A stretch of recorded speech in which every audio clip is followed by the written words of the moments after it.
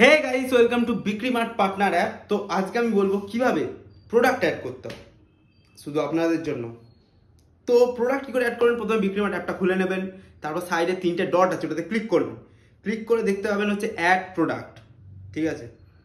তারপর কি করবেন, তারপর প্রোডাক্ট লিস্ট খুলবেন, অ্যাড প্রোডাক্টে ক্লিক করে দেবেন, ঠিক আছে।